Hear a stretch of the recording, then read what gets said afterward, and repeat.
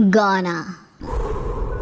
आज 20 सालों बाद रमेश अपनी दुल्हन नैना के साथ अपने गांव के अपने पुराने घर आता है। सभी लोग बहुत खुश थे। रूपा भी अपनी बहू का स्वागत करने में लगी थी। पर ये क्या, रूपा जैसे ही अपनी बहू की आरती उतारने जाती है, अचानक से तेज हवाएं चलने लगती है। घर की लाइट चली जाती है और आरती का थाल का दीपक बुझ जाता है। माँ, ये सब क्या हो रहा है? अचानक से ये मौसम कैसे बदल गया? अरे बेटा, ये गांव है। गांव में अक्सर ऐसा ही होता है। किसी भी वक्त मौसम बदल जाता है और कभी भी लाइट चली जाती है। दीपाली बेटा, किचन से मोमबत्तियां तो ले आ। रूपा के कहने पर दीपाली किचन में मोमबत्ती लेने जाती है। लाइट ना होने की वजह से घर में काफी अंधेरा था, इसलिए दीपाली अपने फोन का टॉर्च ऑन करती है और टॉर्च ऑन करते ही उसे महसूस होता है जैसे कोई उसके सामने से गुजरा हो। मुझे ऐसा क्यों महसूस हुआ कि मैंने अभी यहाँ किसी को देखा? क्या सच में यहाँ कोई था या ये सिर्फ मेरा वहम था? अरे दीपाली बेटा, मिले कि नहीं मोमबत्ती? हाँ माँ, बस अभी लाती हूँ। दीपाली सारी बातों को भूलकर मोमबत्ती जलाती है और जैसे ही मोमबत्ती लेकर वापस बाहर जाने के लिए पीछे मुड़ती है तो उसके सामने एक 10 साल की छोटी बच्ची खड़ी होती है। उस बच्ची की एक झलक देखते ही दीपाली डर जाती है और जोर जोर से चिल्लाने लगती है। तभी अचानक से लाइट आ जाती है। दीपाली की आवाज़ सुनकर शंकर और छोटा भाई पवन उसके पास पहुंचते हैं। क्या हुआ दीपावली बेटा? पापा, मैंने किसी को देखा। दीदी यहाँ पर कोई नहीं है। अंधेरे में वहम हुआ होगा आपको। अब चलो, दरवाजे पर भैया भाभी कब से खड़े हैं। दीपाली भी इसे अपना एक वहम समझकर सबके साथ बाहर चली जाती है, जहां वो लोग अपनी भाभी का स्वागत करते हैं। नैना अपने पैरों से कलश को गिराकर थाल में पैर रखती है और घर के अंदर जाती है। सब घर के अंदर चले जाते हैं। भाभी, मैं आपकी ननद नहीं, आपकी छोटी बहन और फ्रेंड की तरह हूँ। इसलिए कभी भी आपको ये लगे कि भैया आपको सता रहे हैं तो आप उनकी शिकायत मुझसे कर देना।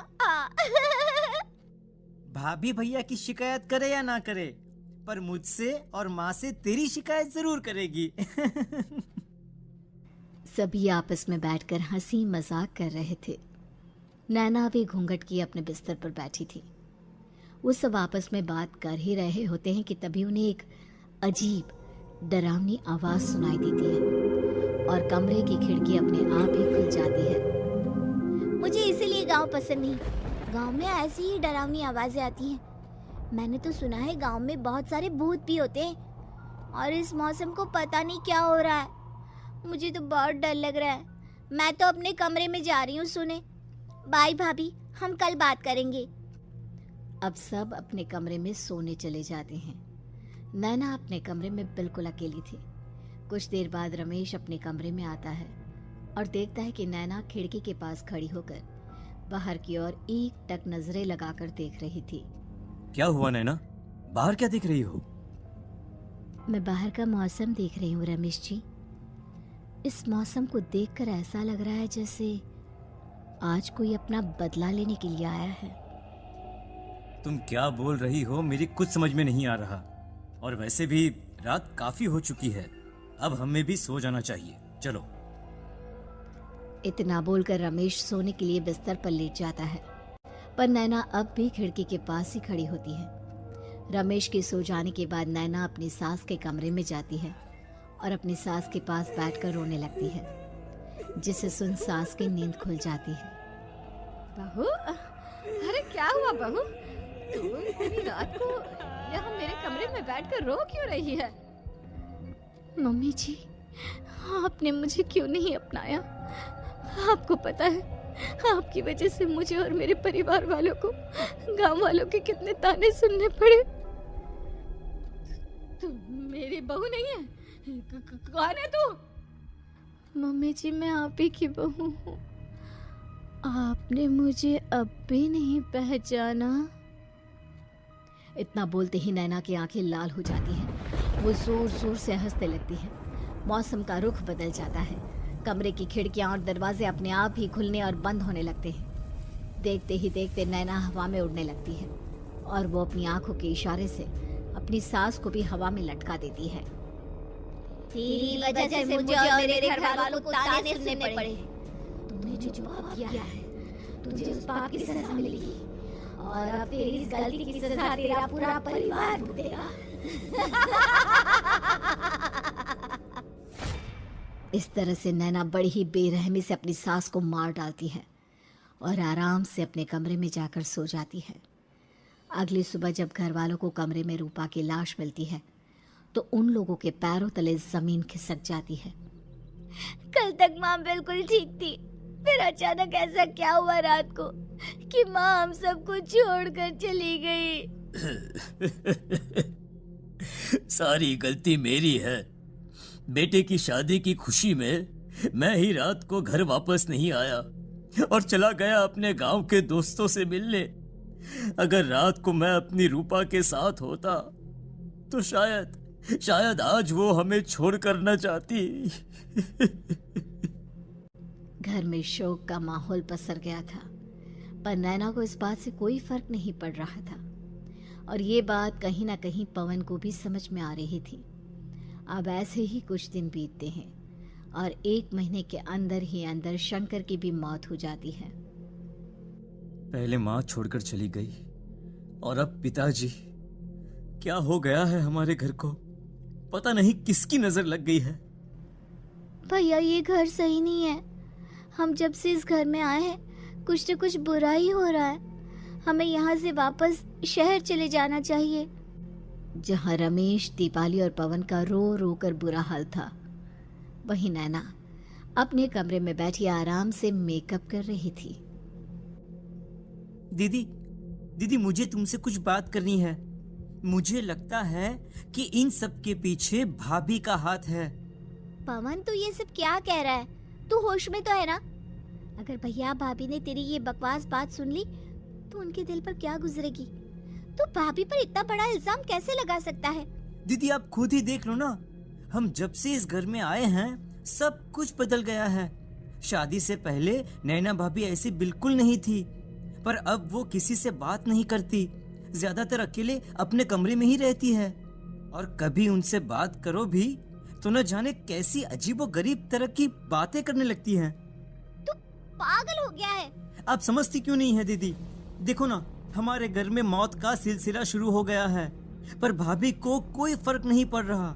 वो अभी भी मेकअप कर रही हैं, आराम से खाना खा रही हैं। और दीदी आपको पता है, जिस रात माँ की मौत हुई थी ना, उस रात मैंने भाभी को माँ के कमरे में जाते हुए देखा था। पवन की बातें सुन अब दीपाली के मन में भी शक पैदा होने लगता है और वो इस बारे में रमेश से बात करती है। रात को सब साथ में बैठकर खाना खा रहे थे, तभी कौन हो तुम और तुम ये सब क्यों कर रही हो? क्यों सबकी जान ले रही हो? रमेश जी, ये आप क्या कह रहे हैं? मैं भला मम्मी जी पापा जी की जान क्यों लूंगी? मैंने कब कहा कि तुमने माँ पापा की जान ली? नैना, तुम तो मेरी पत्नी हो, तुम थोड़ी किसी को मारोगी। नैना, तुम नैना ही हो ना? रमेश की ये बात सुनते ही नैना खाना छोड़कर गुस्से में सबको देखने लगती है। नैना की गुस्से भरी आंख को देखकर तीनों भाई बहन डर जाते हैं। तभी नैना जोर जोर से हंसने लगती है। मैं ही तो हूँ, आपकी पत्नी गौरी। गौरी का नाम सुनते ही रमेश के होश उड़ जाते हैं। आखिर कौन है ये गौरी? क्या है इस घर और घर वालों का राज?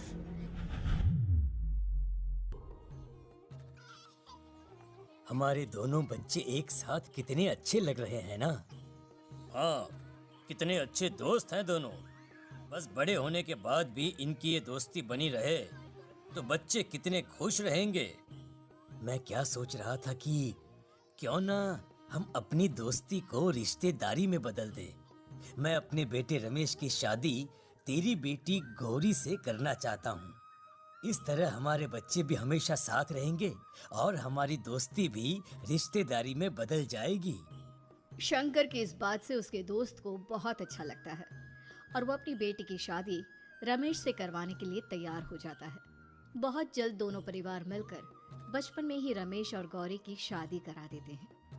अरे शंकर, अपने बच्चों की शादी करवा कर हमने अपनी दोस्ती को रिश्तेदारी में बदल तो लिया, पर मैं चाहता हूँ कि अपनी गौरी का गौना 2 साल बाद करूँ, ताकि वो थोड़ी समझदार हो जाए। अरे हाँ हाँ दोस्त, बिल्कुल, हमें कोई दिक्कत नहीं है। इसी तरह समय बीतने लगता है। समय के साथ शंकर का कारोबार तरक्की पकड़ लेता है और 2 साल बाद शंकर अपने पूरे परिवार के साथ शहर में शिफ्ट होने की तैयारी कर लेता है। जब ये खबर उसके दोस्त को पता चलती है तो वो शंकर से बात करने उसके घर जाता है। शंकर, 2 साल पूरे हो चुके हैं और अब तू शहर भी जाने वाला है। मैं सोच रहा था कि तेरे शहर जाने से पहले गौरी का गौना कर दूं, ताकि तू अपनी बहू को अपने साथ लेकर जा सके। ये तू कैसी बातें कर रहा है?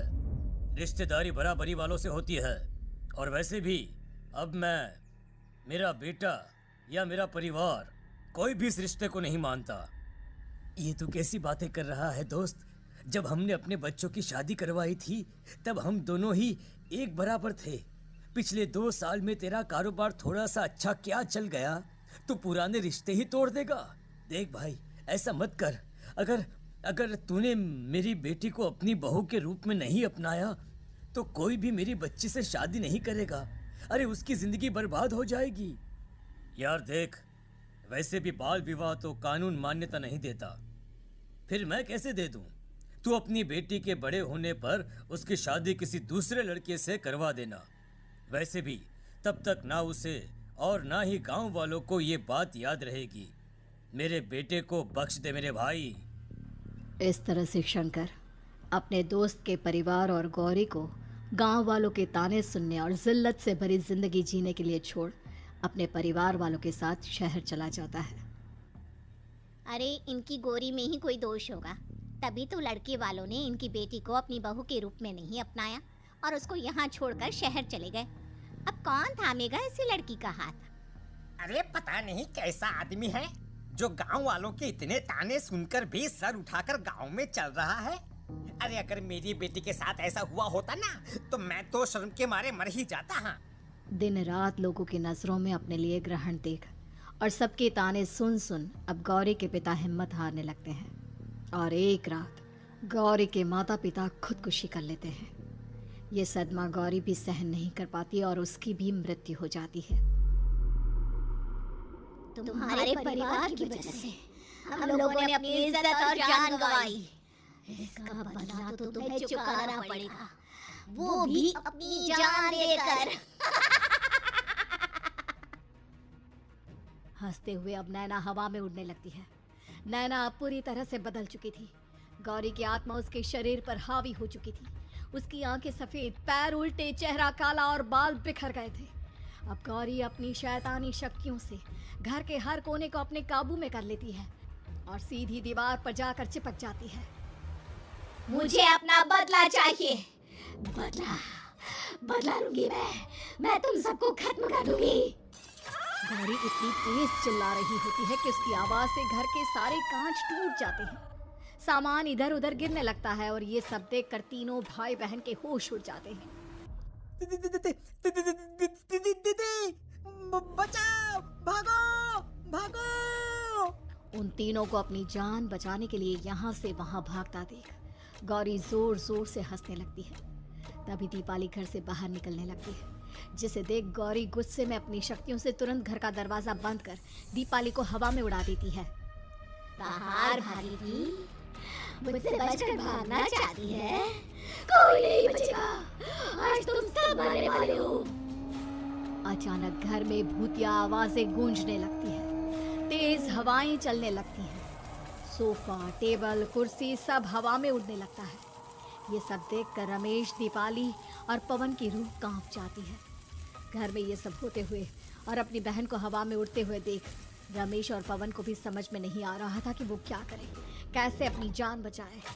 इतने में गौरी अपनी आंखें दीपाली की तरफ करती है और अपनी शैतानी शक्तियों से उसका गला दबाने लगती है। भागने का बहुत शौक है ना? अब मैं तुझे इस दुनिया से ही भगा दूंगी। इतना बोलकर गौरी दीपाली को उठाकर फेंक देती है और दीपाली दीवार से टकराकर नीचे गिर जाती है। दीपाली के पूरे शरीर में चोट के निशान होते हैं और वो उठ भी नहीं पाती। दोनों भाई भागते हुए अपनी बहन के पास जाते हैं। ये तो बस शुरुआत है, मैं तुम तीनों को तड़पा मारूंगी। अरे अरे, पर हमने क्या किया है? हम तीनों भाई बहन तो निर्दोष हैं। गलती तो हमारे माता पिता ने की थी और उन्हें तुम पहले ही मार चुकी हो, फिर हमारे पीछे क्यों पड़ी हो? पवन के इतना बोलते ही गौरी एक हवा के झोंके की तरह उसके पास आती है और उसका गला पकड़कर उसे हवा में उठा देती है और रमेश को गुस्से भरी नजरों से देखती है। गलती मेरे परिवार की नहीं थी, पर सबको बोलना पड़ा। मैं किसी को नहीं छोड़ूंगी। गौरी पवन को हवा में उछाल देती है, जिस पर कमरे की छत से टकराकर जमीन पर आकर वो गिरता है।